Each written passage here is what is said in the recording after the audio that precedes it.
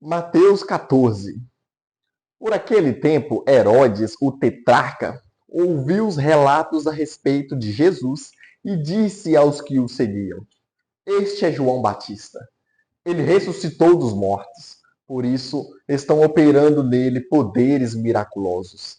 Pois Herodes havia prendido e amarrado João, colocando-o na prisão por causa de Herodias, mulher de Filipe, seu irmão, porquanto João lhe dizia: Não te é permitido viver com ela. Herodes queria matá-lo, mas tinha medo do povo, porque este o considerava profeta. No aniversário de Herodes, a filha de Herodias dançou diante de todos e agradou tanto a Herodes que ele prometeu, sob juramento, dar-lhe o que ela pedisse. Influenciada por sua mãe, ela disse: Dai-me aqui, num prato, a cabeça de João Batista. O rei ficou aflito, mas, por causa do juramento e dos convidados, ordenou que lhe fosse dada o que era pedia e mandou decapitar João na prisão.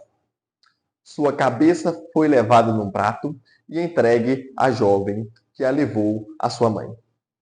Os discípulos de João vieram, levaram com o seu corpo e o sepultaram. Depois foram contar isso a Jesus.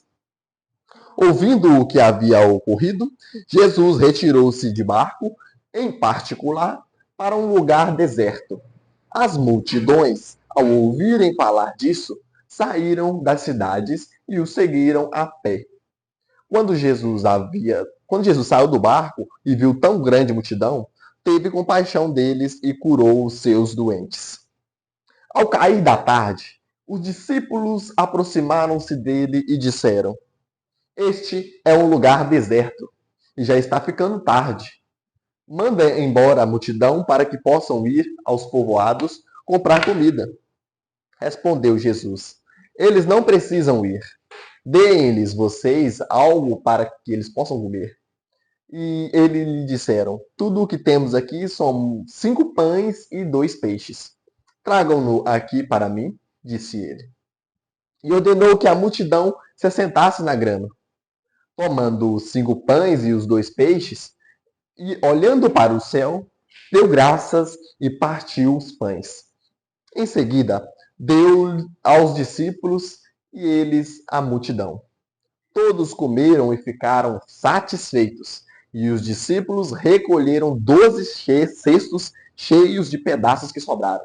Os que comeram foram cerca de 5.000 homens, sem contar mulheres e crianças.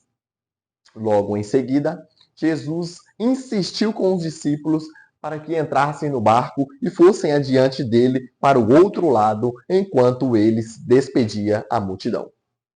Tendo despedido a multidão, subiu sozinho ao monte para orar.